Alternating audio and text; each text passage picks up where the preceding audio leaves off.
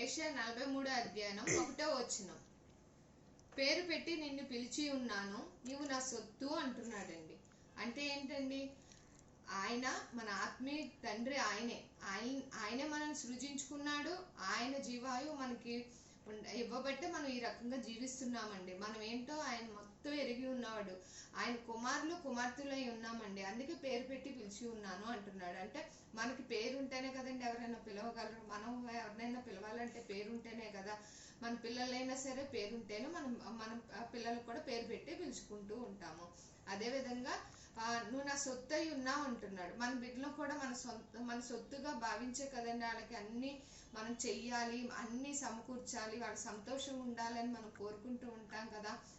అదేవిధంగా పేరు పెట్టి పిలిచి ఉండడం అంటే అబ్రహాంకి అబ్రహాం అని, సారాయికి సారా అని పేర్లు కూడా దేవుడే కదండి. అక్కడ స్పష్టంగా పేర్లు కూడా పిలిచి ఉన్న దేవుడు.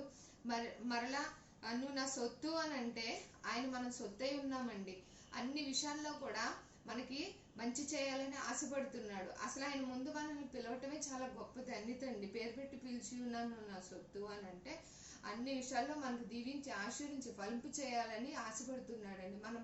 మనం కూడా అన్ని విషయాల్లో కూడా మన బిడ్డలకి ఎలా అయితే మనం సహాయపడాలో వాళ్ళకి మనం ఉండాలని కోరుకుంటూ ఉంటాము. మన పరమ తండ్రి అయిన దేవుడు మనకి ఆయన సొత్తుగా మనకు స్పష్టంగా చెప్తూ, నువ్వు దేనికి అసలు భయపడాల్సిన అవసరం లేదు, నువ్వు నా సొత్తు అయి ఉన్నావు అని చెప్తున్నాడండి. అలాంటప్పుడు మనం దేనికి భయపడాల్సిన అవసరం లేదు. కాబట్టే దేవుడికి మనం ఆయన పిలుపుకు లోబడి ఆయన సొత్తుగా మనం గనక భావించినట్లయితే తప్పకుండా అన్ని విషయాల్లో దేవుడు మనకు సహాయం చేయాలని ఆశపడుతున్నాడు. ఆ విధంగా మనందరం ఈ వాక్యానుసారంగా జీవించే వారముగా, ఆయన సొత్తుగా జీవించే వారముగా ఉందుము గాక. ఆమేన్. God bless you.